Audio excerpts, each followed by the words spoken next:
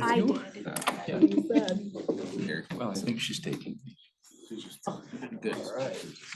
Well, let's get started here then. Approval of the agenda, please. I'll make a motion. to approve. I'll second it. Agenda number 8 will be taken off. Just to notice that they're not here. That's all we know for a change. That would be taken off till February. So with that being the only change, all those in favor say aye. Aye. Opposed? All right. And it's our December 20th meeting. I'll approve. Okay. Second? I'll second it. All right. All those in favor then say aye. Aye. Opposed? So should we notice that there's only 4 of us here, but it is a quorum? Should I Doug's announce that? online, isn't he? Malia, should I say that because there's 2 missing? Doug's online. I He's Doug think. online? He's not online. He's not online, but there is a quorum. Yeah, But there's there's- only 4, so that, should that be reflected in the minutes or not, or Are you gonna ask the county board chair to sit in? not yet? We don't want. We don't need them yet. Till we have a tie vote. I think we're good then. All right, 4, public comments. We have any public comments? Would like to speak? You come up here, I think. Brad asked about number 11, okay. My name is Paulette Adair. I'm here representing the Northwest Wisconsin Equestrian Friends Network. And I'm also president of District 1 Wisconsin Horse Council. I'd like to appreciate this opportunity to share ideas and participate in discussion in regards to the Summers Lake recreational area. There are several positive reasons equestrians are interested in recreational use at the Summers Lake area. Old growth woods and topography make these trails a fun and attractive area to ride. There is already an existing well and restrooms, as well as newly updated and expanded parking lot large enough for trailers. The equestrian community believes in order to make Summers Lake a successful attraction, we have some ideas and equestrian development goals we are hoping to have implemented, which would greatly improve the recreational experience and help make Summers Lake a destination for families looking for an area to safely recreate with their horses. We would like to have the county agree to complete final touches to the parking spots for trailers with some additional tree and brush removal. Allow overnight camping for horse trailers and designated parking lots. Providing equestrians a destination for overnight camping is very sought after amenity and would be a huge draw. We would like to improve trail access to the lake, add a small dock and a little picnic area. We would also like to have the county allow additional trail loops to be developed within the area.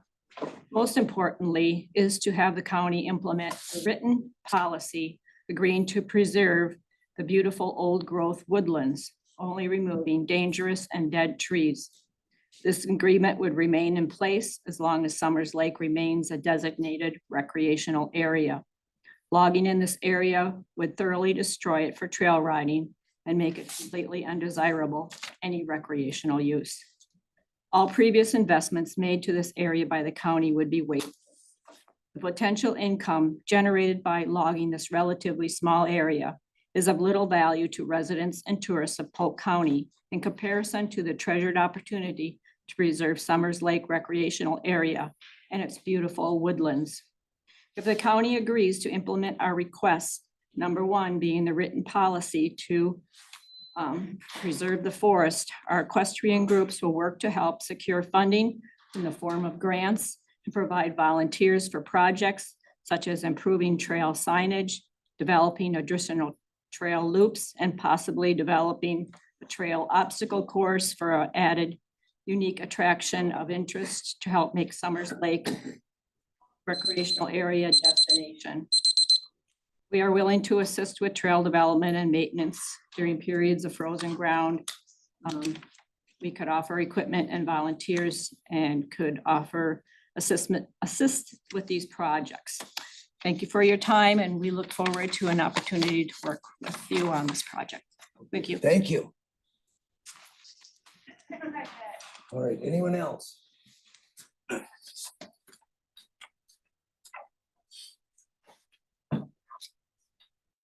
I'm Don Anderson. I'm town chairman for the town of Eureka. We've heard rumors that there's a project possibly wind generators coming in. The rumor has it that they're looking at Eureka and Milltown.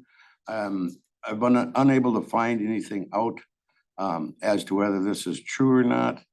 So I was wondering if maybe this committee knew anything about that.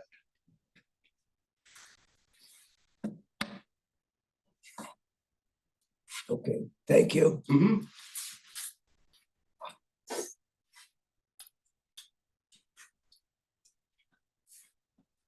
All right, anyone else under public comment? Okay, should be good. We don't have any other supervisors. Mr. Luke, unless you have something to add? Came to learn. Okay. Woody is not here yet, huh? Okay. Let's go to number 7. Steve is here. Okay.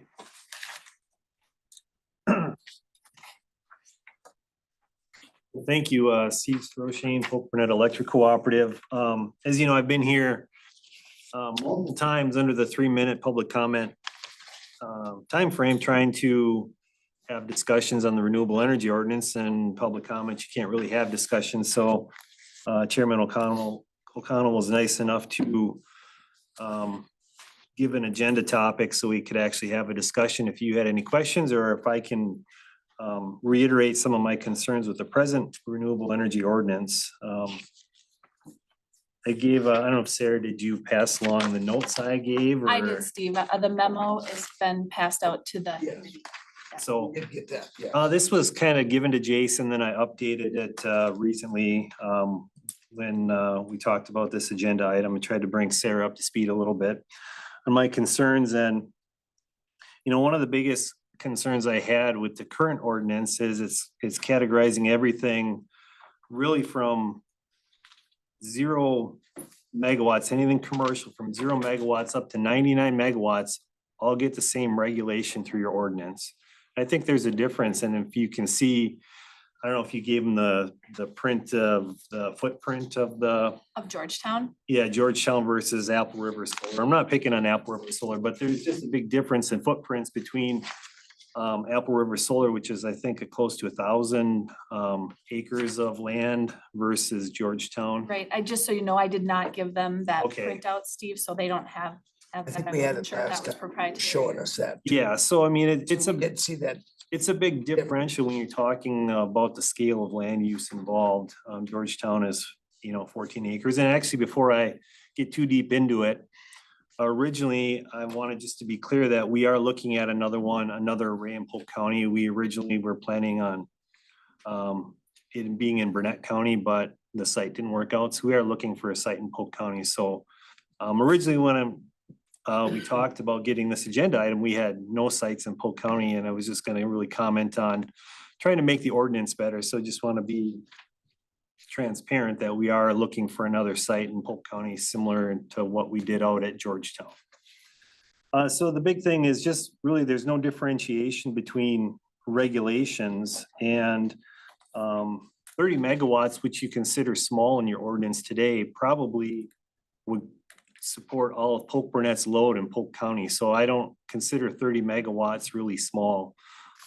As I tried to explain during my public hearing testimony, 0 to 5 megawatts, that size array, which probably sits on anywhere between, and probably up to 40 acres or 50 acres.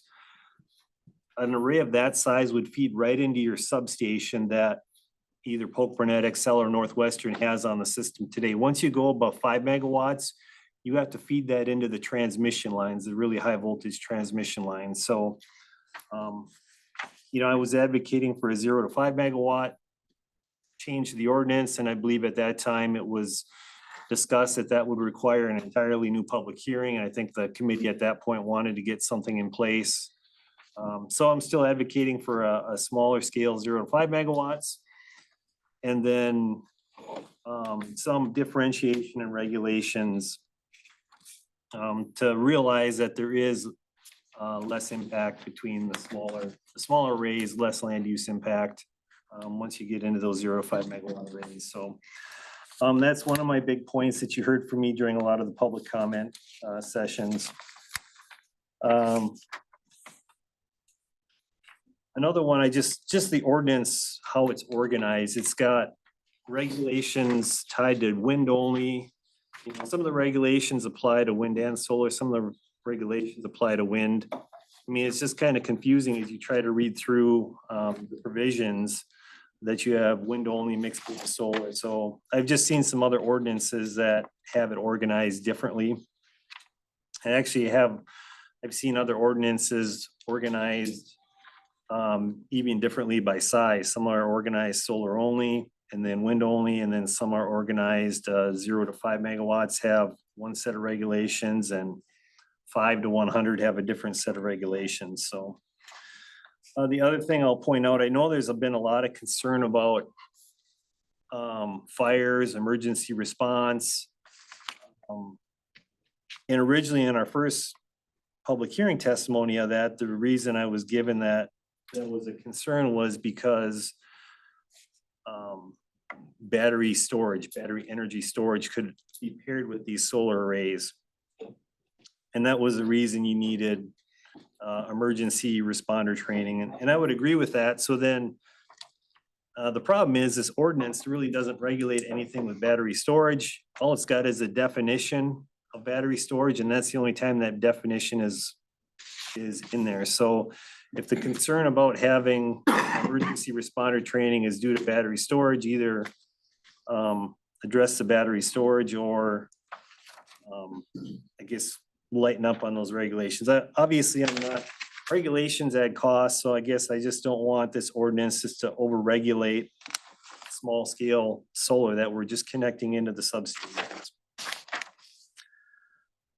I know that the emergency training was changed a little bit. Jason did change that to, instead of mandating 8 hours, he changed it to, I think, as needed. I don't remember the actual wording, but again, that's a lot of concern I hear about solar fields and fires and emergency training. And I'm just thinking there's a lot, I noted in here that there's just a lot of other things that can go wrong with the power line. Car hits a pole, wires fall, you can get grass fires that way. You can even get a grass fire from a squirrel being electrocuted at the top of the pole and falling into some dry brush. So there's a lot of issues that can go wrong on just operating an electric system. And it just seems like there's all this focus on fires in a solar field and emergency responder training. So I guess I'm really just saying, just be aware that there's a lot of other things that can go wrong out there other than just, the solar fields aren't that complicated. It's the panel, wiring connection can go bad. A piece of equipment can go bad and overheat, just like the breaker panel can go bad and overheat if you have a bad connection. But I just hear a lot of negative stuff about fires and solar fields, and I just haven't found that research. I don't know if you have, and that's why you have it in there, but I haven't seen it yet. Just in the industry information that I read. Any questions before I? Well, that one is, so like in the news, you always see they won't put the fire out if there's solar panels on a house. They watch it burn down. They're afraid to get electrocuted. Can that happen? Afraid to get electrocuted, or I mean, They're gonna spray water on electric. You don't do that usually. I mean, every time there's a house fire, If there's a huge solar panels, can you get electrocuted from spraying water on it? I don't have the answer to that, but I do know that anytime there's a house fire, I mean, they're calling the electric utility to disconnect power into that. Correct. And when that power is disconnected, I mean, the solar panels. So the power's disconnected, solar's still hooked up to No. batteries in my garage. Well, if you have batteries, maybe, but normally Yeah, there's a very small percentage today of people that have batteries okay, paired with their solar, even in the residential setting, just due to cost. sure. And when the grid power goes down, whether it's at the house or even out here, when the grid power goes down, the solar field goes down. You know, the solar panels at your home do not keep operating when the connection to the electric system stops. Oh, okay. That's probably what people don't know. But I mean, if they're fighting the fire before the electric utility shows up and pulls the meter, disconnects at the transformer, yeah, I mean, those solar panels theoretically could still be. Could be live or whatever. Yes. Okay. All right, maybe that's part of, that's I'm- the education part. I guess when I'm talking fires in solar fields, I mean that something goes wrong in the solar field and starts a fire there. I mean, like, that's kind of what I heard at your last meeting when I watched the video, because I wasn't able to attend. I had a meeting conflict, and I heard concerns about, you know, fighting fires out in the solar field, and I just haven't seen that. I'm not saying that they're not out there. I'm not saying that you haven't talked to people that have had experience with that. I just say, I have not seen industry articles where the Georgetown solar field panel went bad and started a fire and then started a wildfire. I just haven't seen that. And when that does happen, I mean, we're gonna be disconnecting power to that field, and that's gonna de-energize it. So it's not gonna be energized if something went wrong into that field. Okay, I think that's what, I mean, I'm guessing we're gonna be the first call that the fire but that's department. what people think is if you spray water on electricity, you're gonna get zapped. You know, so I mean, I that's, suppose, but I mean, I guess that's why we're here, just to make sure we're putting in regulations that based on fact and. Yes. And I guess, I don't know if Jason had people he talked to that had experience with that or had a high probability that there's gonna be fires in a field like this, and I just haven't seen it in the industry industry articles I've read on it, but and the firm that we worked with on the Georgetown Solar, when I asked him about it, they hadn't had any experience with it either, so.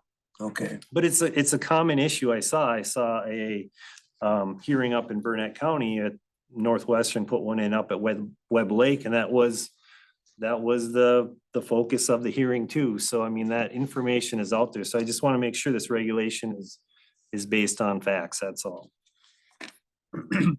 Kim, yep, go ahead. so Georgetown has a grass fire for whatever reason out there. You pull the electricity, it's a bright sunny summer day. Them solar panels are done creating electricity at that point when you pull the plug. I believe so, yes. I mean, those solar fields, they have to synchronize with the electric grid to make sure all the waveforms are in synchronous, you know, they're operating at the same frequency, and in order to feed it back, whether it's at your house, whether it's at a field like this, if the utility power is down, there's no place for that electricity to go. So can you pull that from Centuria, or do you gotta be at the solar field to pull it? Out here, there's a switch. Yeah, there's a disconnect here. Yeah, we can't do it. You can't kill it from Yeah. Centuria, so you have to go there. We have to roll a truck, yeah. Same as a house fire, then, you know, they have to go there. So is that part of the emergency management plan with that solar field then, is to call you guys right away? Theoretically, at some point, we could kill it in the substation. We're adding automation in the near future that would allow us to kill the whole circuit in the substation if we had to. So there's gonna be other options to kill it sooner and going forward, but I don't know if that answered your question, but worst case, we have to roll a truck. Best case, in the future, we can do it remotely. But like you said, though, so that emergency management, your number would almost be first then. So like at Oh, Well, dispatch. it normally is on a house fire. on a house today. fire too and Yeah. all that, okay, I don't know at what point in the call tree and maybe the. Oh, county sure. okay, Can talk about that, but we're notified on every house fire to de-energize the power to that house so they could fight. okay. Yeah, I guess one of the other, really there's, you know, the size is a big issue, looking just for differentiation in regulations. The land use thing too is kind of a big deal, and I know this has been talked about. And it does use ag land. You know, when your regulation today says minimize the moving of topsoil so that you don't want to be grading it. You don't want to cut excessive amount of trees. You don't want to build in a wetland, obviously. But then it has don't use ag land, and unfortunately, it is a conflict with that. You have to put these things on, you know, the developers are looking for flat ground to put these in, and unfortunately, that means it's ag land, most likely. But you also need the power lines there. I know in the conversation, Jason, you know, said, well, put it out here, put it out there. Well, you gotta find this perfect spot of land.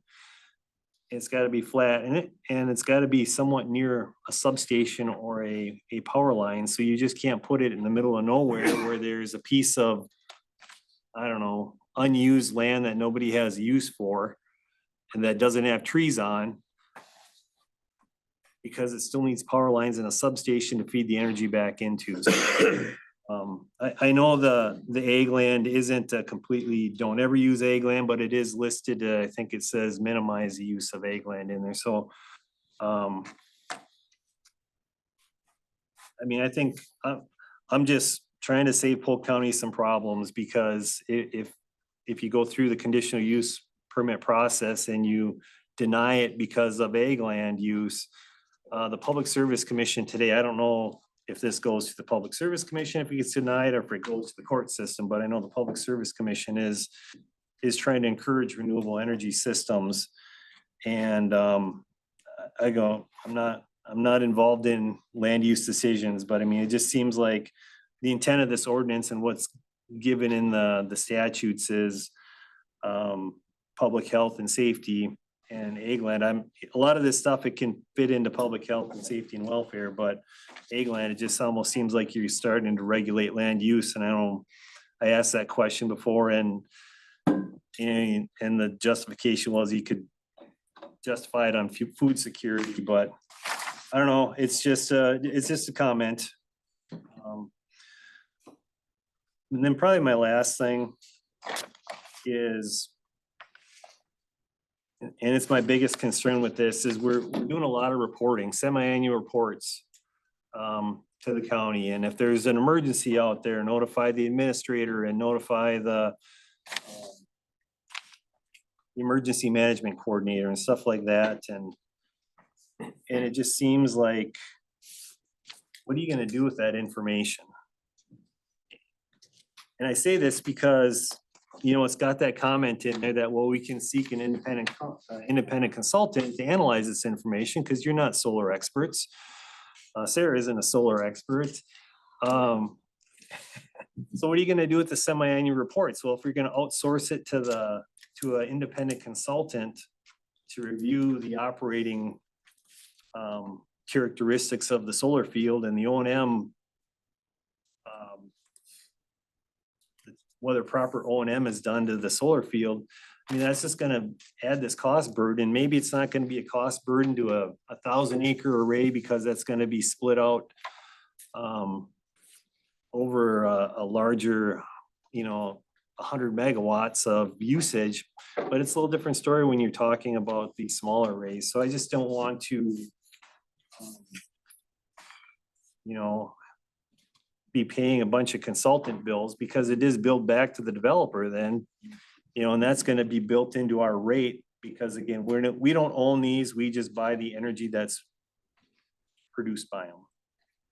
But whoever owns it, if they're gonna have to be paying consultant bills, they're gonna build that into our rate. So it's just gonna increase the cost. So, you know, I just don't want to get into this overregulation of really what other business do you get semi-annual O&M reports back from that you know, outsource to a consultant to review and then give you a feedback on whether that business is operating properly or not. I think that's, you know, I probably covered a lot of little things in here. I did notice a typo on page 1 where I said talking about notifying the administrator and the emergency management coordinator if event occurs. I put we do notify the administrator of vehicles hitting poles, down wires and pole fires today, but we do not. We do not notify the administrator of that today. So, I mean, obviously your dispatch department does, know some of that. If it's a house fire, a car fire, they're the ones, contacting us and contacting our call center and dispatching our crews to respond to that. But we don't make a special report to the administrator and the emergency management coordinator of that issue. So those are probably the big things. I know you have a long agenda today, so I don't want to take up too much of your time, but I'm definitely, when I was listening to that YouTube video from your last meeting, and everyone's trying to remember what the concerns were back, 6 months ago, and some of them got portrayed wrong. So I guess I thought this would be a good opportunity to have some dialogue if you had additional questions. So this last one on those costs, you're worried about that. How about once a year, like everything else has to get renewed every year then? Once a year is better than twice a year. I mean, I think, I mean, just the- and they prepare I don't think preparing a report on how much energy was produced and all that isn't a big deal, but as we testified during the public hearing, we've got the one in Centuria there. And there just really hasn't been that much maintenance or issues other than the tracking systems have broken down once or twice, but and the grass hasn't grown in like it was supposed to. But other than that, I mean, it's been pretty air free. And again, I don't have the data. We don't own these things. We just buy the power out of them. So we have to request, hey, if you had a bunch of OM problems here, I mean, we know from the one in Centuria when it isn't working because it's in our backyard, but I guess I don't know if it's an industry, how often they have problems, but I just question, why does the county want to know that? And why does the county want to get in the middle of how a solar field is running? I mean, we're the ones buying the output power from there, so we're the ones that want the O&M to be done so we can, they have minimum thresholds in the contract that they have to produce, so they're incentivized to make sure their field is running properly. So I just question why the county wants to get in the middle of that, and then obviously outsourcing it to consultants to charge back for their opinion on how the field is running. I guess that's obviously my concern of just adding to the cost, because there really isn't that much margin in it for us. I mean, we're buying the output and then we're selling it to our members, and there just isn't a lot of margin. So if you raise that cost, I mean, we just pass that along. So we're just trying to keep the cost down for all. So just trying to make this better. I mean, I guess, I'm not trying to be, obviously I'm trying to keep the cost low for us and our members, but I'm not trying to be some special interest up here trying to influence the committee. I'm just trying to make the ordinance better with some industry expertise. I don't know if Jason just, if he had a consultant he was working with, or he was just trying to piece together an ordinance, because I've done it as, when I was town chairman. I mean, I had to do the same type of stuff. You're trying to build an ordinance and you don't always want to hire a consultant to do that. So it is a technical ordinance, some technical topics that you're covered there. So I'm back. I do appreciate the opportunity. Okay. So- Questions, yep. What is the size of the Georgetown field? I think that one's 14 acres and 2 megawatts.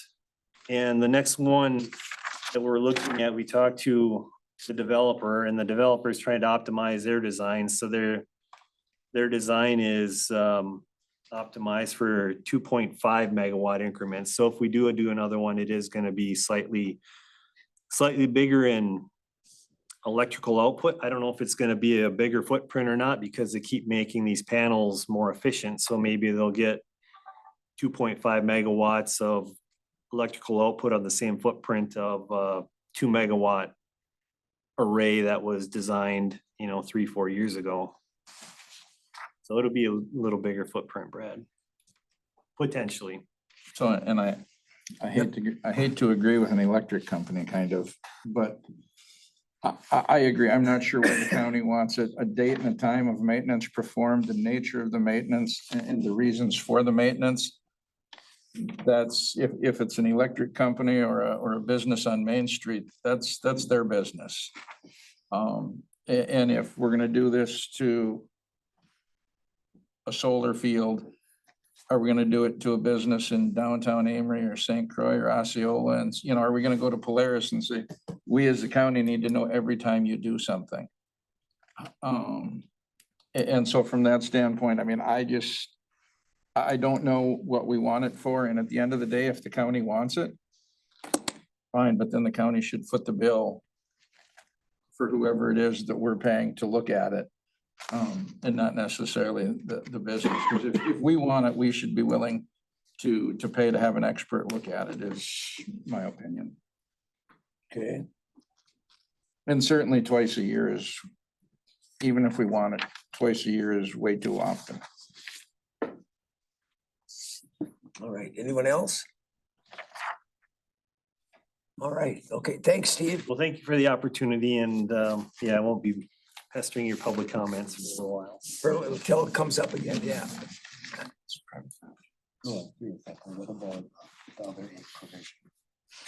Let's jump in, the forestry.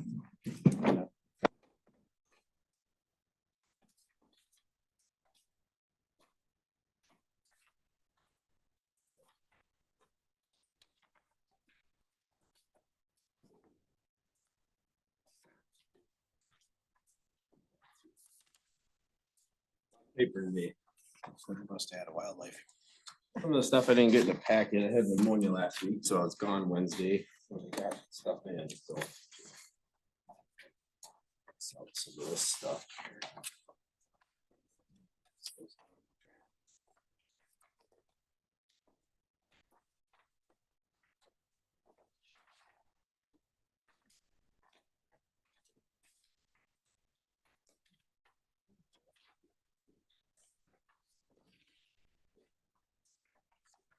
We're not done. I got an extra one. We're not done. Yeah, the MOU as well. I wonder, I'm gonna give it to the clerk, or do you need it? There's one here. Yeah, that should be good. There.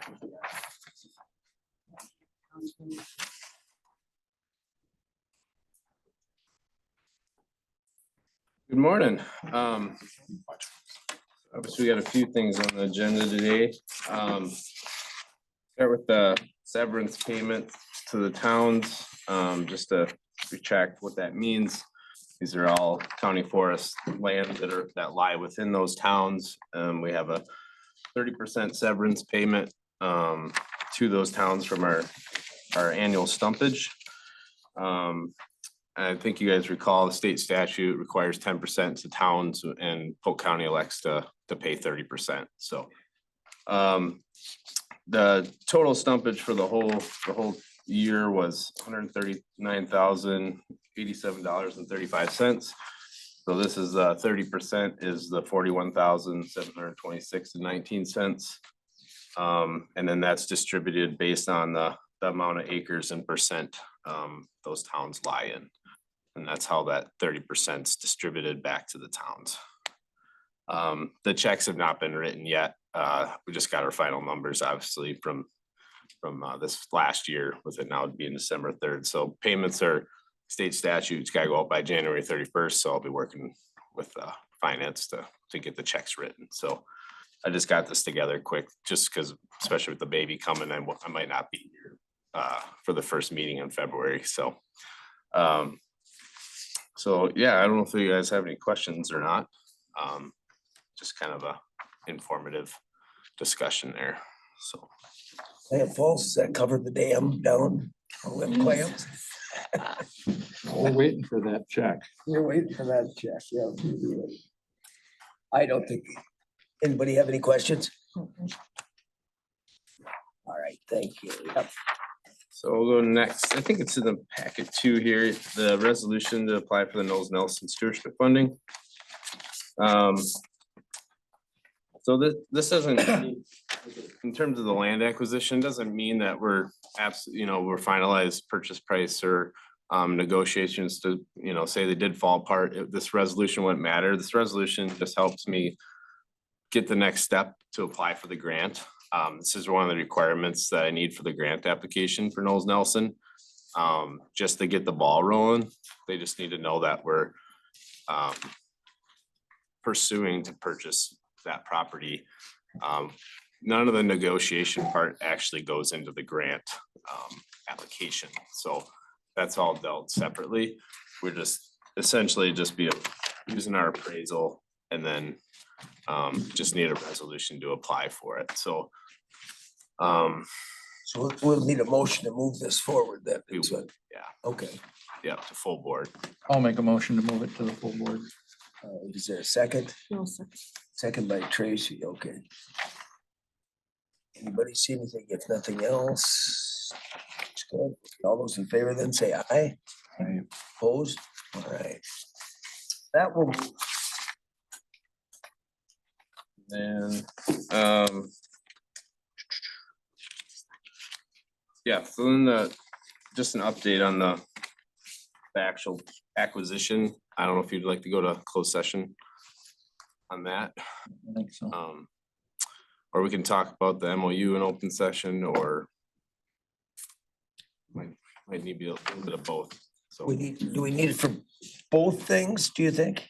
potentially. Potentially, okay. Yeah, Ice Trail kind of lumped it into a negotiation part of the acquisition, so. Okay. So that would be the 1985 1E, Malia, is that the right one? So we only have the closed session noticed on the. Oh, it is both in there. It's on the first one. Yeah, Is that the right one? just to Yeah, capture nineteen that. eighty-five, 1E. 1E, yep. And Joe is a panelist. So if we could make sure that he stays on. Okay. All right, so I'll entertain a motion to go into closed session. I'll make that motion. Okay, Second. we have a motion and a second. All those in favor, say, oh, Do we just want to, does it make sense to just push it to the end of the meeting? I'm just asking. Oh. The issue though that we have, if we pushed it to the end of the meeting, is that Joe has court at 10 o'clock, Okay, 10:30 and Nope. 11. okay. All just a right, question. yep, I apologize. yep, that's all right. All right, all those in favor say aye. Aye. Okay. So then we'll know two can stay. Nobody over there.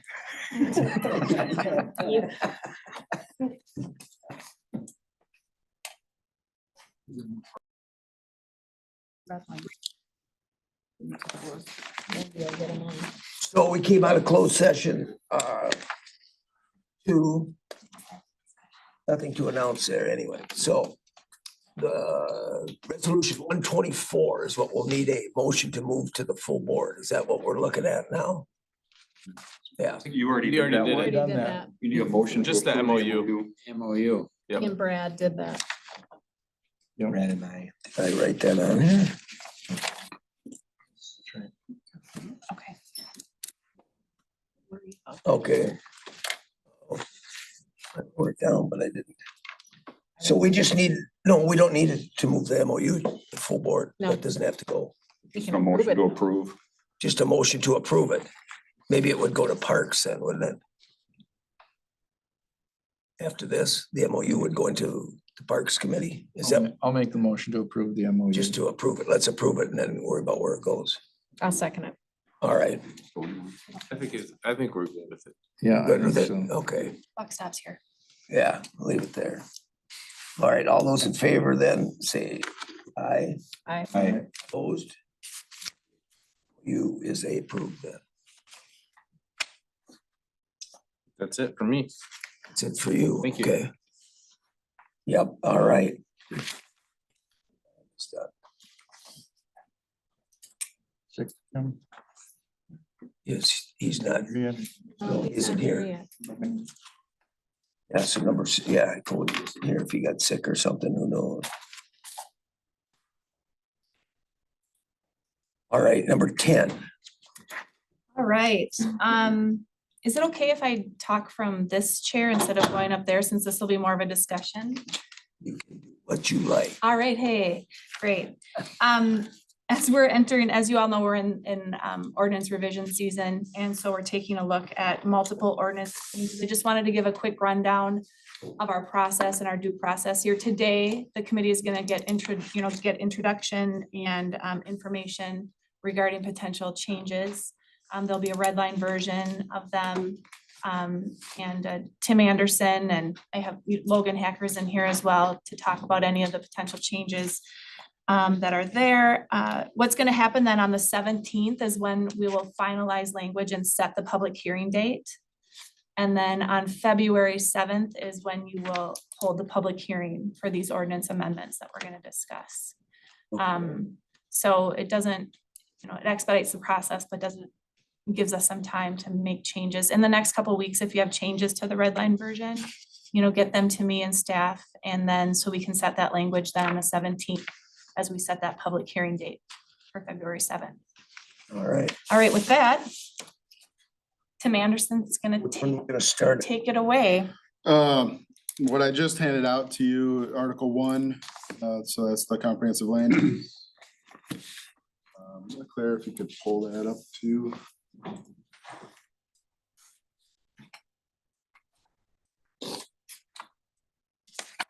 I'll just say that there's quite a few minor changes that are part of the process here, and you can note on your copies there that I have them color coded as to what type of change they are at the top there. Green text, so I did my best to get the most current version of each of these ordinances, and there are some green text within them. That's stuff that has already been adopted, that's been changed, just so you guys note that it's in there. Okay, red text would be new amendments that we're showcasing to you today for consideration. The blue text is Supervisor O'Connell had an idea that all of the numerical sections in here that are anywhere from 1 to 10 or 0 to 10 should have the text of 1 and also the number of 1. So it pops off the page a little bit more. So that's all the blue text will be those changes in numbering. So if you have like 10 feet is the side yard setback, it'll say 10 TEN and then in parentheses, the number. You'll see that. Or we throughout. just had 10 in there, so people would Just had the not see text. the numbers a lot. So we could either go, what everybody thinks, go one way or the other, or leave both, whatever. I mean, at least you notice it faster, I think.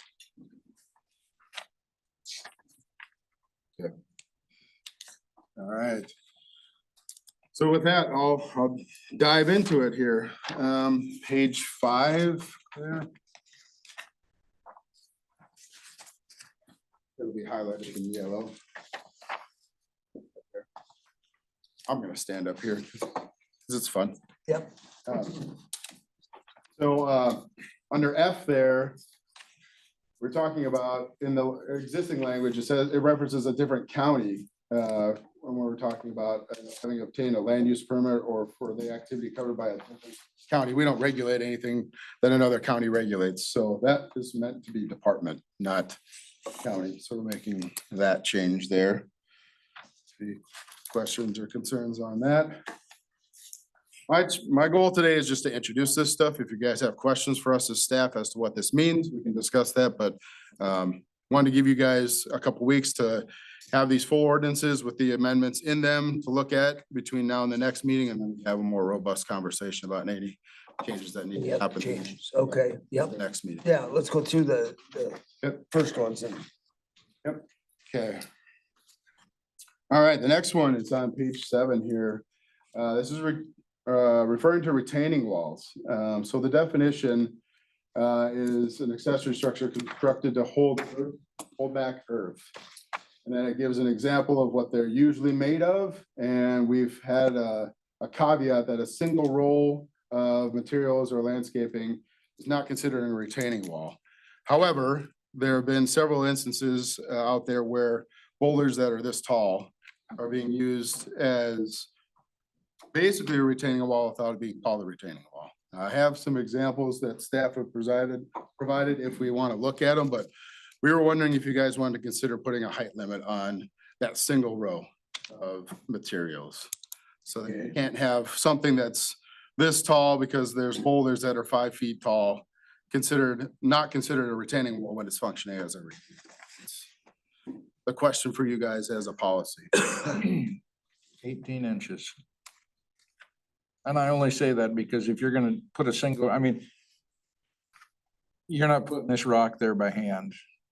You know, that's being mechanically moved. I mean, Yeah, I'm not saying 18 inches is right. I'm just throwing it out there and saying, I think there should be a number because if you can put it there by hand, fine. If it takes, Mhm.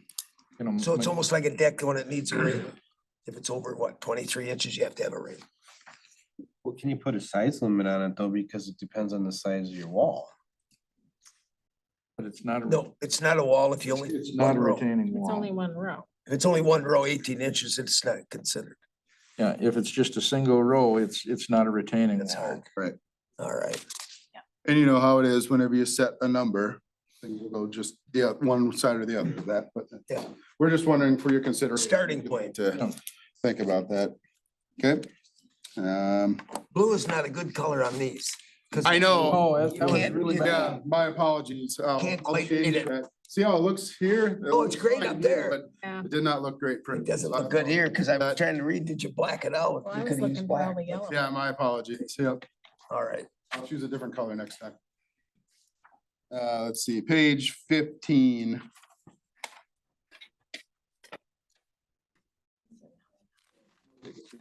Oh, boy, I'm gonna, yesterday I had the worst headache. It's worse on. All right. So right there, Claire, that's good. Right. So we lined out C1 there, which says all fences are exempt from side and rear yard setbacks. That's not accurate, so felt it needed to be changed. We have definitions of open fences and privacy fences and the regulations associated with them for setbacks elsewhere in the ordinance, so this was unnecessary and actually conflicting with some of our provisions, so taking it out. All right, any questions on that? Forward. Page 19. Well, go to 16, you have where the private road setback is the next one, on that same. Setback two. exemptions, The green, yeah, the green. the green is number 2, a permit be issued, Those are things that have already been approved. they've been approved, Mhm. Those are the changes that you guys have already made and been approved yes. to get that going, I just okay. want to notate them in here because last time when we were discussing this back in November, like the versions that you guys were looking at did not include this information. So I Yep, just wanted to make that's sure Yeah, it was showcased to you guys. That's all. all right. So same thing goes with number 7 up there. That's a previous change and I updated the numbering. This is a change for tourist rooming house. We have this defined correctly in the ordinance. So that additional information about the number of people and hours and all that seems unnecessary because it's already defined in the ordinance. So we're removing that from these sections. And then on D here, we want to make it clear in the ordinance that the annual land use permit renewal was addressed because it's not, even though that's a requirement of them. So we wanted to add that language here to say that it's part of the tourist rooming house requirement. Is the health one a yearly one too? I think so. Yeah. Yeah. Yeah. I believe so. Should that be added under D then? Let them administer their own regulations, I would think. Humble I suggestion. just wondered, then they'll say, okay, you didn't put it in there, so we didn't get it, Or we don't have to do it. or we don't, But it's, but that's, it's health, so they should, okay. Yeah, I think that's intended to fall under all other proper licensing. That's Yeah. how it- Okay, Yeah. all But right, then we just felt like we should add the land use permit renewal because that's, just, they think that means all other places, not in the same offices you got. the Okay. permit. all right. Any Yep. questions on that? I'm with you. People need- Otherwise, next page. Yeah, they need a lot of direction. All right, so again, under tourist rental houses, we updated the language for P there to match the state code, so 180 consecutive days with the minimum rental period of 7 consecutive days. So that's been updated. And then lastly, on Q there, anyone operating a tourist rooming house without a valid permit must cease said violation for a period of 3 months. And I look back at your November 1st meeting, I believe that's where you landed. It was 1 before. And now I think you guys have talked about at that meeting, you wanted it to be 3. It was a year in one of my It ones. was. It was a year. And now it got down to 3 months. So that might be one we'll discuss.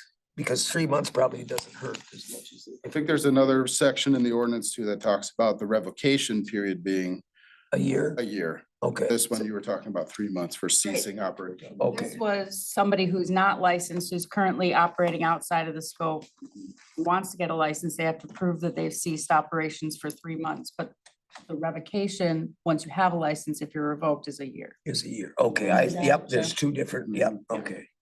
Yep. Okay, so that's a little better. Okay, explain, yep. Okay. Okay. Any questions on that? I'll keep moving. Yes.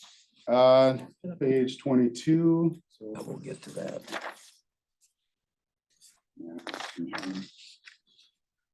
Just simple, I'm not sure why Muni Code puts these reserve spots in for 2 and 3 there. Seems unnecessary to me, but maybe they won't change it, maybe they will, but I'm proposing that we just get rid of them. It's unnecessary. They're just trying to add pages to charge us more, right? Yep. Right. Oh, yeah. All right, so It's a page. page 29. There you go. Start there. This one was a highlight from Supervisor O'Connell regarding the farmland preservation rezone issue. So it's from you, Supervisor O'Connell. I don't know if you want to provide some context on or discuss it. Well, this came up on that rezoning where some of it, on that district map, it's not really zoned. It says, Planned for. plan.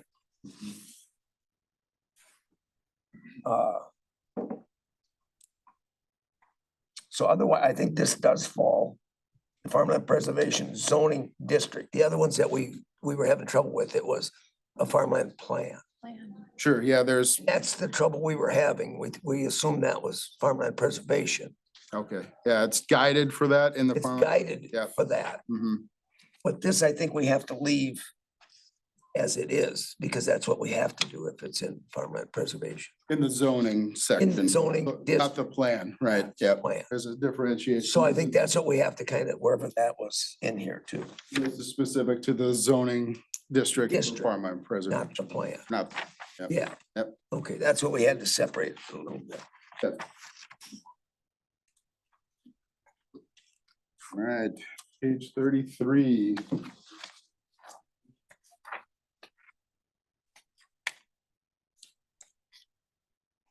So again, a small change. Just in talking with Supervisor O'Connell, it seemed a little unclear that it was referring to this part of the ordinance, so we wanted to change it to chapter rather than division. Seems like it's a little more clear.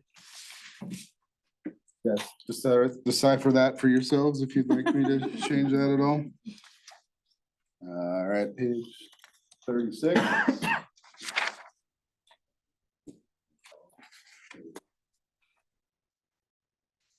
These are questions from Supervisor O'Connell. These were in your highlighted packet to me, both A and B. You want to explain what you were talking about in A? I can talk a little bit about B, which is clarification of who's requesting that information. Yeah, go through that because it doesn't read well to me. Reapplication and all this, I don't know. The application to the Environmental Services Committee for renewal shall be required with alterations to operational plans or non-compliance with the standards of this district. I'm not sure why I had it marked. I mean, is it redundant when you're saying reapplication for renewal? Maybe it should be application for renewal. Oh, yeah, We could. you don't need to read. Okay.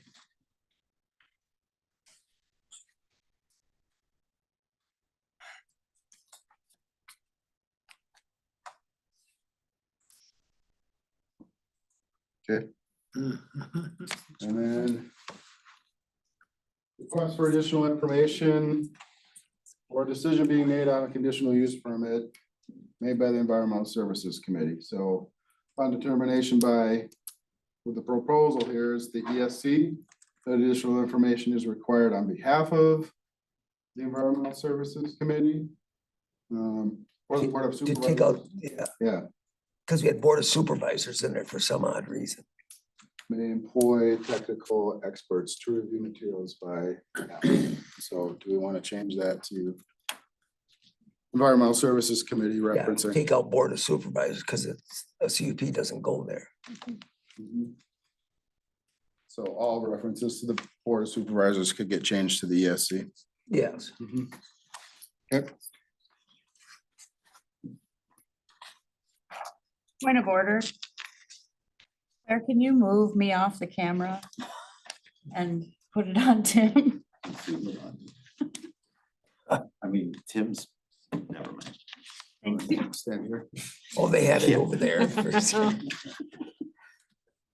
Point of order, get the camera off.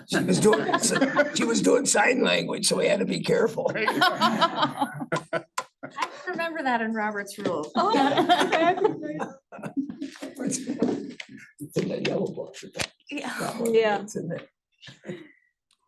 Okay, any questions or concerns about this? Make the change? All right, moving forward, we're on to page 3.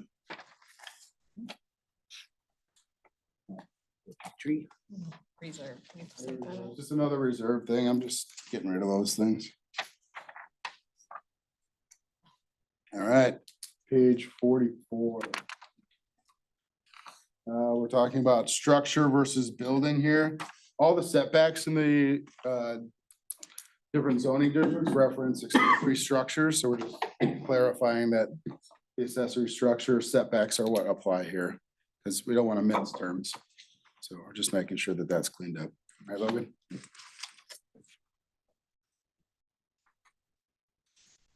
Okay, page 45. Cooking facilities are prohibited. This is for bunkhouses, regulation. Staff feels like there needs to be a little bit more clarification as to what we mean by cooking facilities. Right now, I think it's just an administrative interpretation that means like a cooking facility, like an oven or a range. We've allowed things like microwaves and pizza ovens and those kind of things, but the differentiating factor is not an actual stove. You want to add that as a clarification? So like a full stove or a full kitchen setup, something. Do you have running Fine, water a little bit. stuff, right? Yeah, because you can have a bathroom in them and all that sort of stuff. So what differentiates a bunkhouse versus a secondary house, I guess? Sure.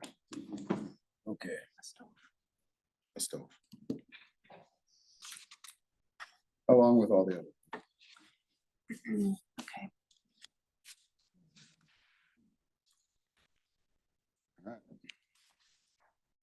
And finally, page 50.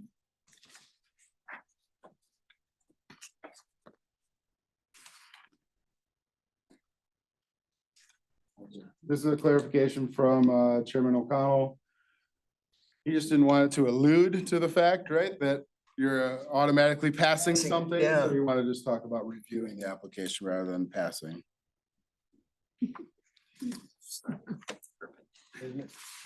Passing it on, it just didn't, yeah. That's it for what we have in the comprehensive ordinance right now. Tried to do these in order from like most intense or biggest files to the least, so Okay. as we go along, we all fade, so it's easier as we get going. All right, if we can pull up Article 3, which is the shoreline. Now, is that 3 1s or what is that for Article 3? What are those lines there? Yeah, Roman. Are they? yep. Who the hell's roaming around here? Didn't we go to regular numbers and stuff, so it works on a Numbers. computer? Okay. I just seen that on some of these where article, the renewable energy's got a V1 in it. I don't know, So we're I don't know scratching any V1s. I'll get that changed in the actual article. I've got it changed within the ordinance. I found all those Roman numerals and got rid of them too, Yep. as you'll see going forward here. Put a lines on. Do they teach Roman numerals anymore? I don't think so. Yeah, just scroll down a little bit there, clear. Here we go. This again came from Supervisor O'Connell. This was in your packet that you handed to me. I don't remember exactly highlighting. Okay. Number 3 too. Yeah, but that's rural address. She said shoreline, I thought. Yeah. Division. Roman numerals. I don't remember why you highlighted that. I'm trying to think too, why it's been a while. What's the difference? So as to comply. Oh, but that's chapter 32. It just I'm read, guessing you didn't like the language. it just reads hard, doesn't it? I mean, it said ordinance provision shall lack application and the applicable state standard hereby incorporated by references expressly provided herein as to comply with. Okay, We'll pretty it up. is that, that's kind of like lawyer language or something. So I don't lawyer know. language. It is. I can hear Fugie in the background. She'll fix it.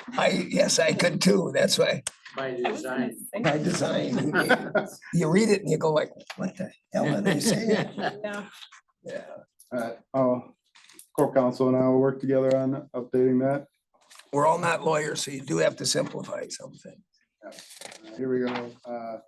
Supervisor O'Connell, you highlighted those towns, and zoning.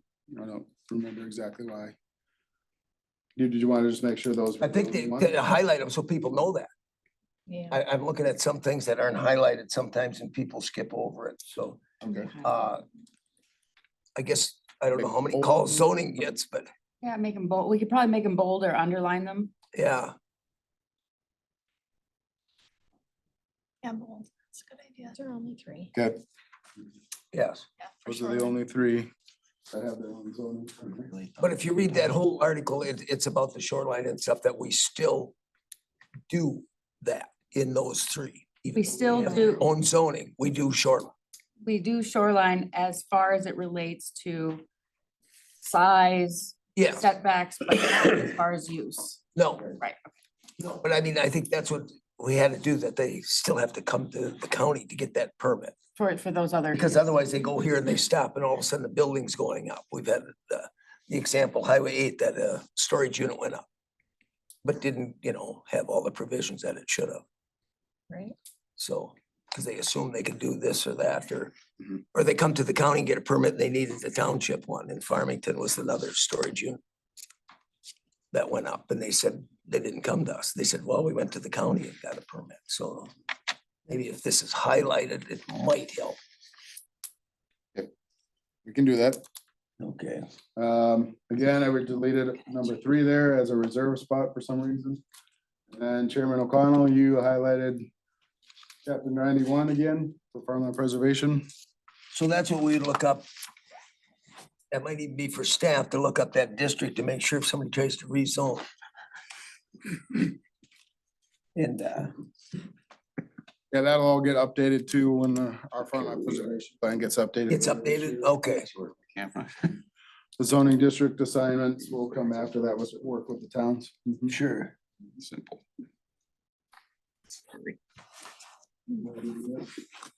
Now G on that page, we gotta go backwards because you took structure out and put building in. So do we go back to strike building and put structure back No, not in this one. like we did in the Not other, in this one. not in this one? Well, because it's structure shall not be deemed, and you already made that change. This was the previous. We did, but we just changed it on the other one. But to that take was a building out and put structure in. right, a different clarification. In this case, building is the correct term. Okay.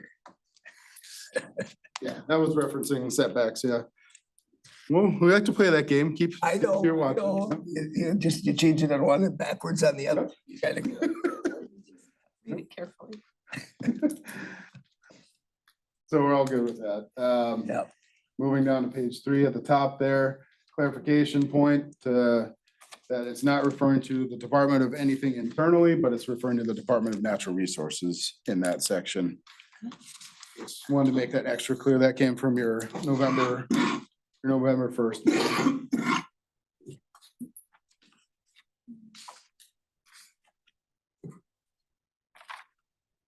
Okay. Page 4. No. And same clarification for cooking facilities, so we'll update it here too. It's in 2 spots in the ordinance. 2 spots, yeah. And then Supervisor O'Connell, you had 17 highlighted. About bunkhouses, for some reason. Only allowed in zoning districts where single family residential uses are allowed. And I think it's in, I thought it was in,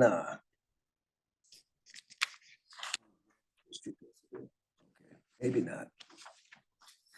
Maybe my, just bumped it with my highlight. Just went highlighter crazy? There's a I can't think of the reason now. Okay, well, we'll just You have a move couple forward. weeks. What? You have a couple weeks to remember. Yeah. It's a couple weeks when I did it. Highlight it again. Highlighted again. Yeah, if you figure it out, bring it back. I'll in a put a couple weeks. question on it and see if there's something I had there. All right, thanks, Claire. Can we go to page 9? There we go. Okay. Same changes that were made in the land use and the comprehensive land use ordinance for these sections, these districts being made here. So we're eliminating the unnecessary tourist rooming house language and adding reference to the annual land use permit renewal.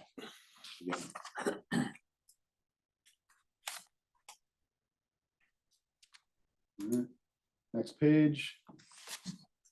Again, same update that we had in the comprehensive. So we're changing to the state statute for 180 consecutive days, 7-day rental period, and 3 months. As you guys noted on November 1st. Okay.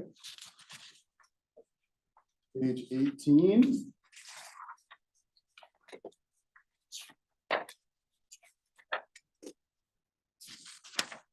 Again, this one came from Chairman O'Connell, yellow highlighted section here.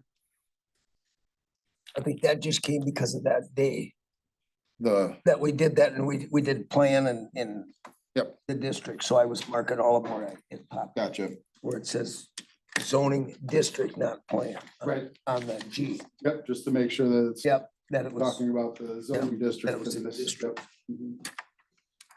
Okay. Page 20. Again, the same change, the article from the division, just to make sure we're referencing this specifically. Page 23. This is the changes from the non-metallic mining section of the ordinance. Again, you'll see same references to Board of Supervisors that'll get changed to Environmental Services Committee. Updated the C1 there. Instead of outlining the section, it's already defined in the ordinance as to what non-metallic mining activities are. So that stuff was covered. And then in D1, I noted that there was not a minimum lot size associated with this district like there is in the comprehensive area for some reason, so I added that in. It's a 5-acre minimum. What's the numbering there then? Yeah, I will. Yep. Okay. Okay, page 26.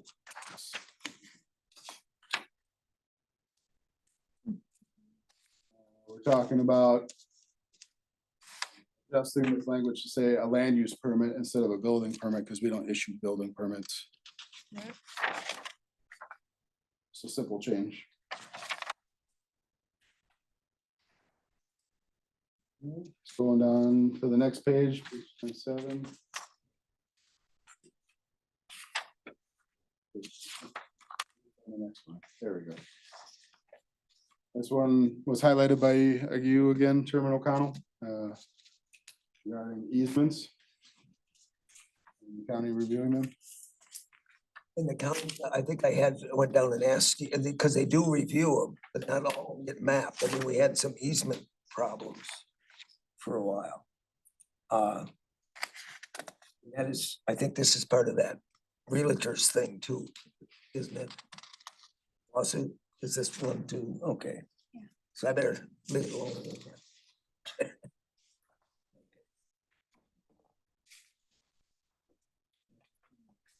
Moving forward. Page 33.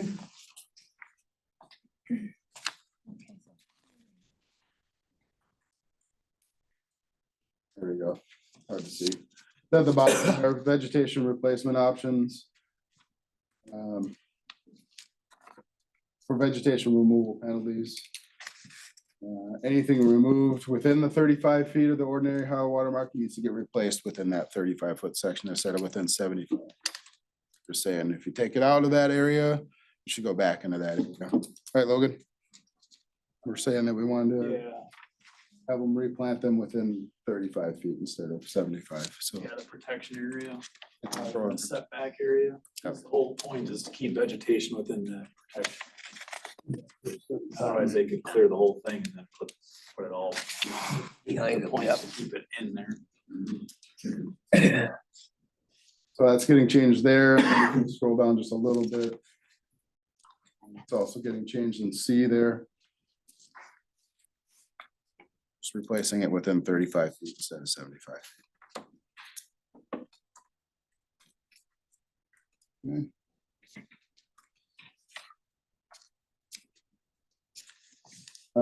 Okay, section 42-303-1 there, eliminating some language after Logan contacted the DNR. They reviewed this section to see if it's consistent or more restrictive or less restrictive than NR 115, and they found the provisions that are being struck here to be more restrictive than what NR 115 allows. And since we can't be any different if they address it in NR 115, we got sections. Okay.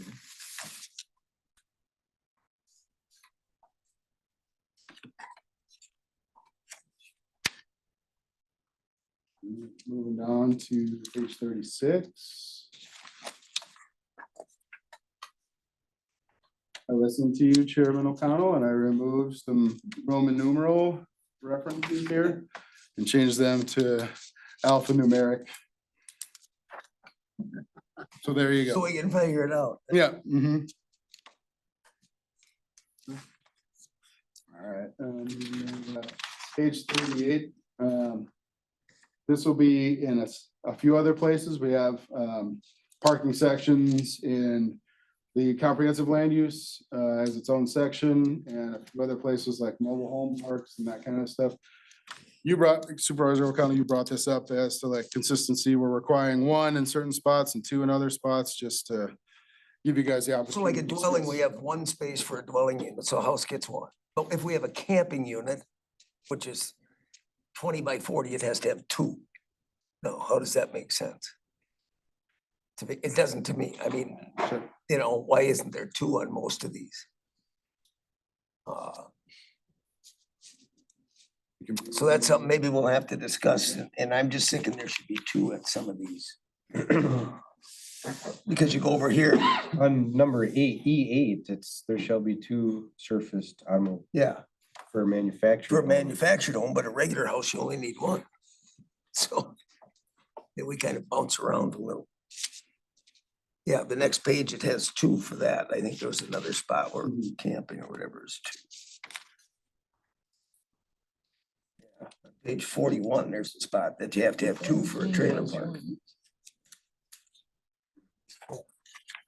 And just for your information, I realized that the numbers in this section, apparently I didn't change to blue text, so those were the same numbers before, but they're not getting changed. They're just Okay, being clarified. Yeah. My apologies. so then just the parking, if everybody thinks about it, some has 2, and some, It should be consistent. you know, they should all be 2 maybe and make it easier. Cause you have travel trailers here. This spot, so. 1 spot. back Yeah. there.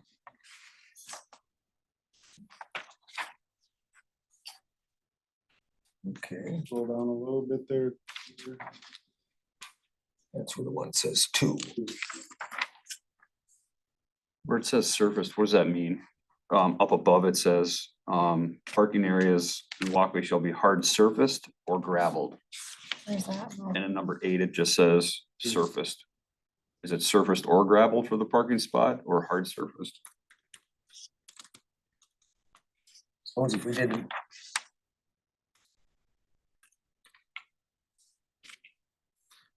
The hard surfaced, I'm assuming is Be asphalt or concrete? asphalt or concrete, yeah. Or gravel. Wouldn't you prefer gravelled?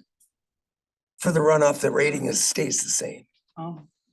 Well, so it that's, doesn't matter.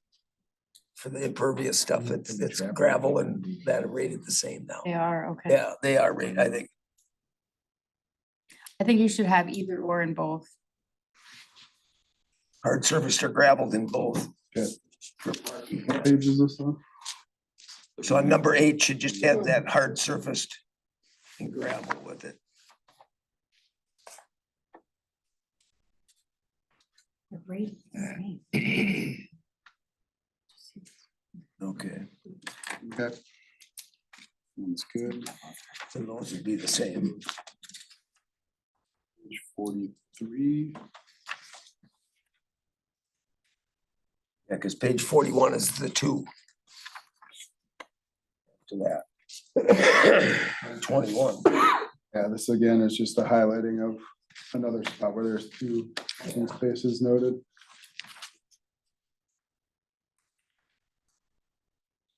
Okay, so you were just making a point that this needs to be highlighted, right, Kim? This needs to be done. They're bringing in some pretty bad drawings and stuff that you can hardly tell. You know, they put a square box in the middle of the sheet, and write 200, 100, and then 5 feet on one side. I mean, there's It would be helpful. give and for- take. It's pretty helpful to everybody that they can at least get it a little better than. Yeah, it's definitely helpful for staff to have scale drawings. Yep. Because then they end up having to go out and do it themselves, which we shouldn't have to. And while this is up, I'll just point out to you guys the revocation piece we were talking about earlier for a conditional use permit. Property with a revoked permit shall wait, required to wait 12 months. So this is where that 12 month. That's where the 12 months is, okay. I was gonna say, put the number behind it. I could, yep.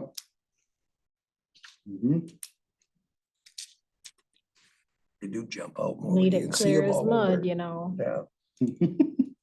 Always 12. might be a forgiveness versus a permission. X2, X11. Yeah. Yeah. Yeah, one of those.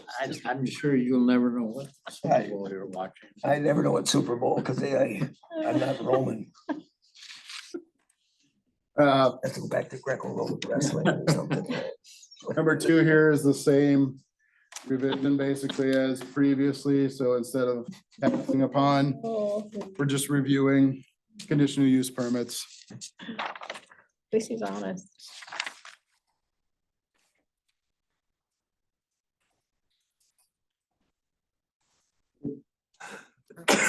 You highlighted this. Oh, Chair did I O'Connell? ever Yeah. highlight that one? Yeah. And I think it was a consistency thing with the old version of the ordinance, right? So Old now, version in that, because it says you get 2, 3 violations in this, and then you come to this one that says it's immediate. yep, so now that's all consistent. So now it is immediate. Yep, All right. scrolling down.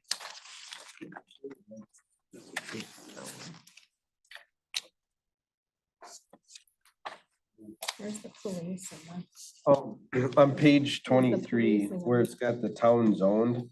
Yep. Do you want to put St. Croix, Garfield and Farmington there again? Okay, I'm just throwing it out there. Where? On page 23, it's got T1 town zone.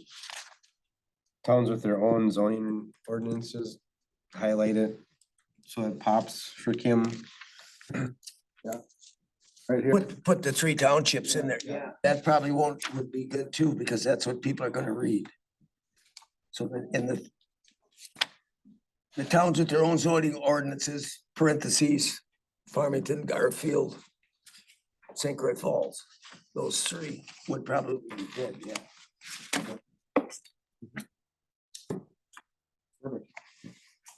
Moving on to the subdivision ordinance.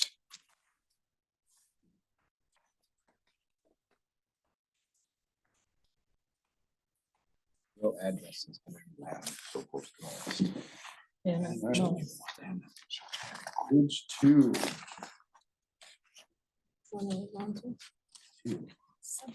General. No, Further down. This one. subdivision. You said subdivision. Yeah. Yep, subdivision ordinance, yep. Section B here. This is a suggested edit for What page, you on, Tim? 5. top 5. Yep.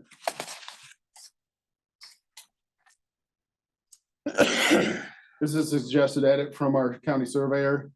Part B and then below part D. I've had some. There's been some games trying to be played with this language in the ordinance, so we just want to clean it up. That these exchanges at an arm's length transaction need to have an accurate description, indicate which parcel those arm's length transactions are attached to, and that the ownership is transferred to the document, and it's adjoining and intended to be a single parcel with.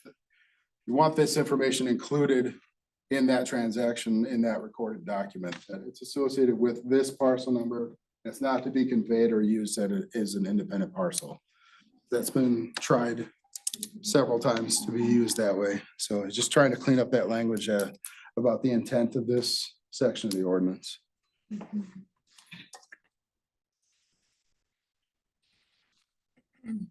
And it's as clear as mud when I read it.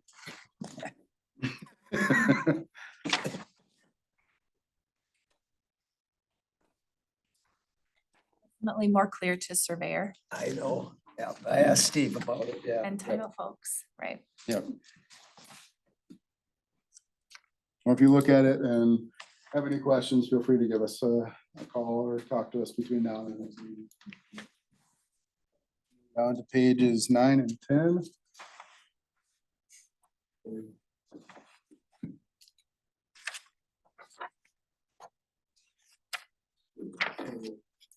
Right there, just a couple cleanups from Land and Water Resources on this section. First of all, I eliminated, again, Roman numerals. And then this manual doesn't exist anymore, and that's the technical manual is now called. And C was not part of this, so it doesn't need to be there. And then G, the technical name for it is the field, USDA Field Technical Guide, Section 4. So just making sure we're referencing the actual items here.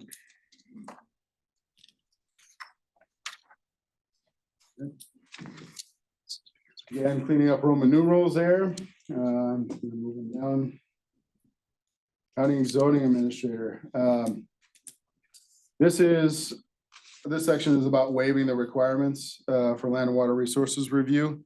And in consultation with Land and Water Resources, we felt like it's best to have that language in the ordinance so that it doesn't get missed or doesn't get skipped over, so that the zoning administrator or zoning folks talk directly with Land and Water Resources about whether that needs to be waived or not, or can be waived or not. That makes sense. Right. Page 10. Are we on page 10? Yeah. Page 11, yep.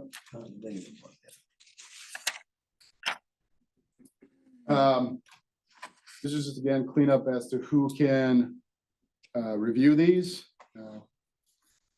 Just speaking honestly, right now we're in a situation where we don't have a zoning administrator, we don't have a county surveyor, so we're just making sure that we have somebody that can sign off on these things in the event that that situation never happens again, which it shouldn't. Never gonna happen again.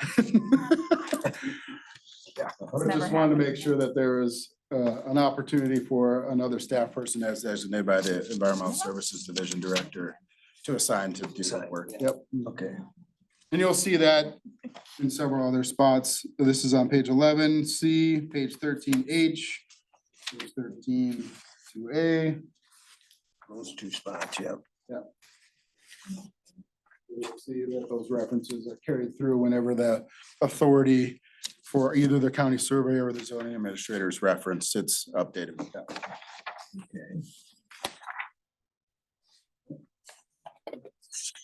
These are the updates.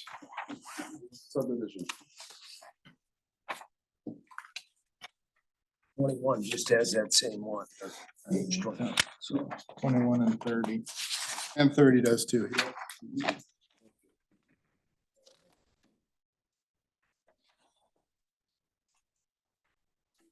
Yeah, that does it for subdivision. Rural addressing, there's just one update in that. I think that's for last. Just a simple clarification on page 3 there. So county addressing authority is the county's environmental services division. Again, right now, our GIS person, Brad Runderberg, is doing that, so he's technically not a member of the Division of Zoning, so we're just cleaning it up. For the Environmental Services Division. We have on that one.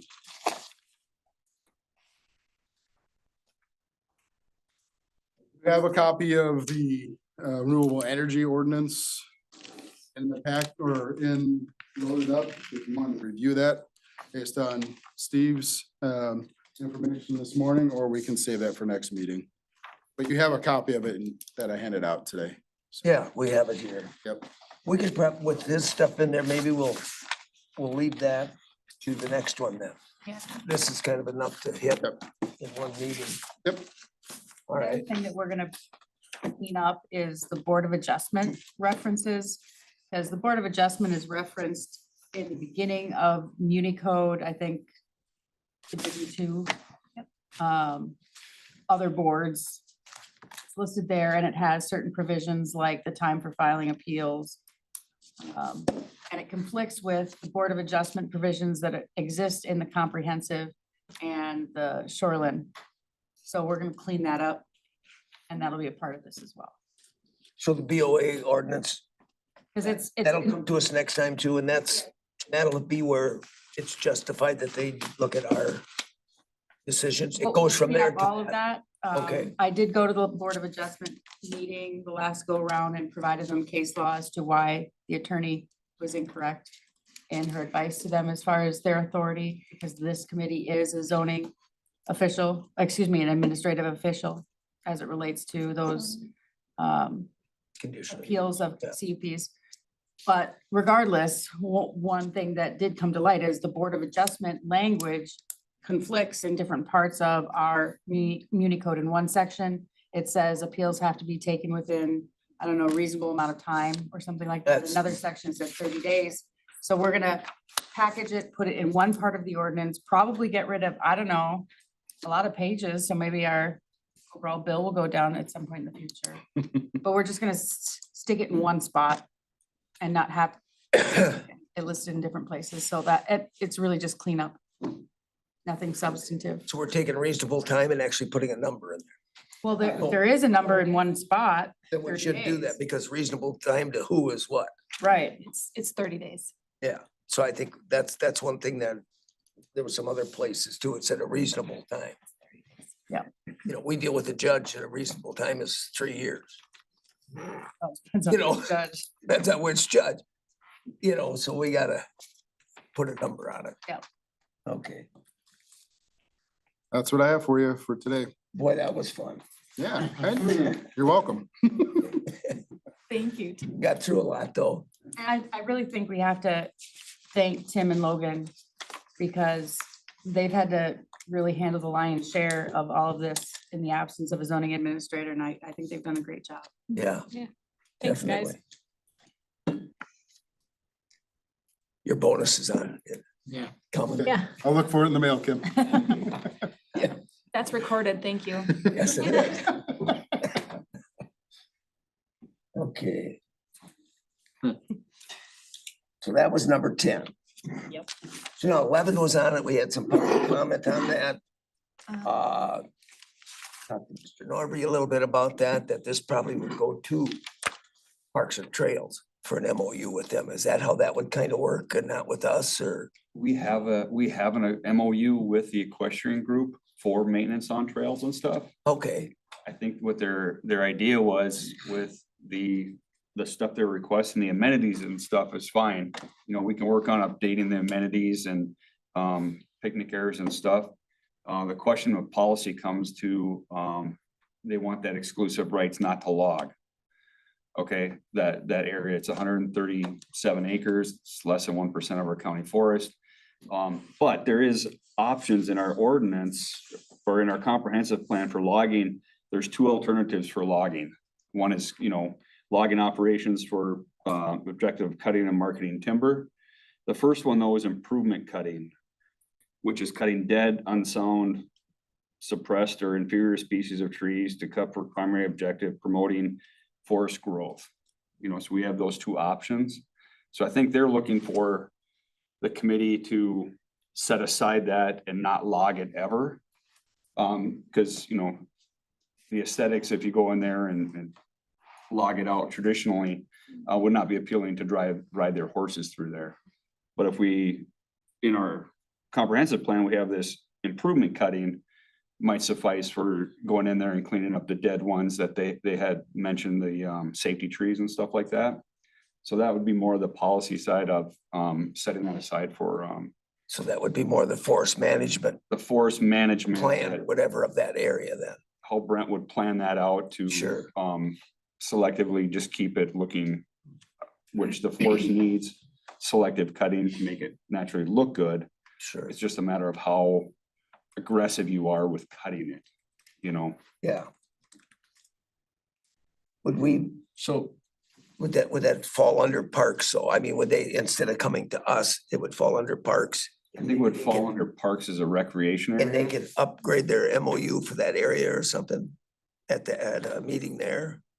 We Or could give a do that. presentation there if they want to do that? But Give a- you're limiting the authority of the The the forester. forester, so I don't think, It's more so under forestry. yeah. It's under forestry as far as how we, So we should bring one here then. right. You know, and if we could, I would think maybe next steps would be to have Brent go back and have staff look at both those options of what improvement cutting would look like and how often that would be done, not to take away from the scenic route on that. And then have Rod and his staff put together the other side on improving the amenities. Because we do have money from the PTAG project still in for questions on yeah. forest lands. And then come back to the committee with those options. Okay. And now would we include them in some of them talks or at least invite them in I would, that yes. group? Okay. I think that's what they're looking for too. because I think the concern is that it gets clear cut, because, Yeah, Yeah. that's what the- they're worried about. you know, the public land on the state has been clear cut over the last 40 years, and I don't know why anybody would go into it to do anything. Because once it's clear cut, well, it's just ugly for a long, long time. Yeah, So I understand why they don't want to spend the money and then 3 years down the road, see it, clear cut. clear cut. So, yeah, I think as long as they're included in the discussions, why, And there was no plans on that, you know, the sale that Mark Gossman sold during the time PTAG and the process of that, of not cutting it, it was just a selected part of this thinning regime, silviculture handbook. You know, we utilize aesthetic management also, especially in recreation, but the big reason that looks the way it is today is because it has been managed. And it's Sure. always been a recreational area. The last time it was harvested was in 2004. You walk in there and you might think it's not Right. ever But been it's been logged, 20 but it years. has, Okay. it's been manipulated by man to expedite the way it is, so. And the storm didn't hit that bad, did it? No, it did not hit that. Didn't hit that area bad, okay. No. So it didn't terrorize it, okay. The only issue like with the, you know, the hazard, you know, just saying we're gonna take out hazard trees, so we're not, or, you know, we're dead or dying or et cetera, is that who's gonna come in there to do that? Sure, So really, it would just be some type of an agreement that the aesthetics would be a prime concern anytime you're deciding to cut and in or near that area. And that's covered in our 15-year plan too, in terms of aesthetic management. Yeah. Ice Age Trail, covered knolls. And anytime there's a storm, Anytime you're there's some- covered too, to go in. What's that? If a storm like we had, Yeah, I mean, yeah. it can happen again, you know, look at all the trees, Johnstown and all that. Yeah. We gotta cover ourselves a little For there sure. too. If we put in policy that we can never cut and then a tornado goes through there, Yeah, what are we gonna do? So, Yeah, the fear is just that clear cutting, the when Yeah. the word logging, it's gonna be clear cut. yeah, in the front 30 acres did get clear cut, or 20 acres in that last. in that inning. last. And that was, 04. Even age popple stand, not really any other alternative to do with that stuff, so. Sure, It was clear cut in the first portion of the walking area, or it is snowshoe and, walking as well. walking, Use, okay, maybe I think mountain bikes too are allowed there. So that front portion is, 15-year-old aspen. sure, And then it turns into more rolling hill oak. There's concerns with water, the maintenance side of things with MOU. Doing stuff on frozen ground because there is wetlands, and there's also a class 2 trout stream that goes right through the middle. okay, From all the way from the south to the north part. So it goes through the whole part. So it crosses it multiple times, the trail system. Okay. So all right, well, that's something we can work out a little bit, okay. All right. So then the only other, well, maybe for the next one is some of the park trail. I had that list, I don't think I brought it this time, of what we did on P-TAG and, which ones are done. Which ones are next in line. I think it was 26 and we had like 13 almost done. To start keeping that moving.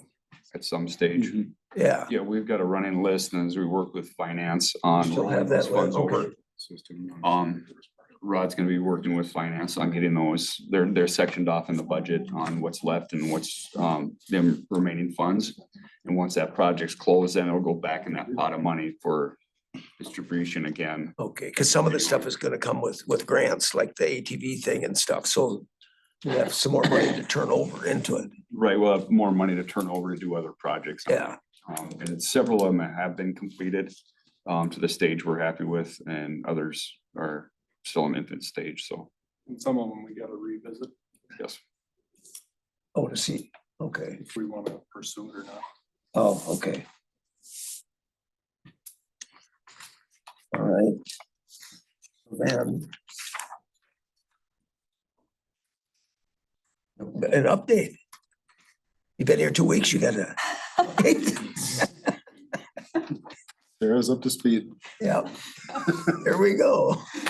Hello, fast and furious. Yeah, a month in, we are in the process of, our zoning administrator position is posted for the third and final time. We'll, fill that position after this and move forward. I'm also in the process of interviewing for the county surveyor position. So hopefully we can, make that hire as soon as possible. There will be 2 resolutions regarding the Environmental Services Division before the General Government Committee next Tuesday. Both of them are concerning staff. The first one is to ensure that the county surveyor position is replaced as a full-time employee, 1.0. For some reason in the budgeting process, that was reduced down to a 0.75 employee. Just coming in and taking, quick action to fix that. So rehiring that as a full-time employee. And then the second resolution is being drafted and is going to address a zoning compliance technician, or a zoning technician with focus on compliance.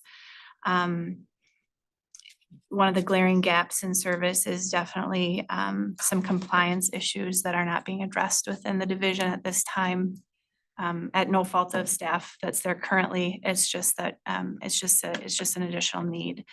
So currently then we will be hiring those two positions, a zoning administrator and a zoning compliance officer, or, title to be determined a little bit, as long as that gains some traction and support from the full county board. I'm hearing definitely a lot of support in that area. I hope they can move forward and be supported by the full county board on January 16th.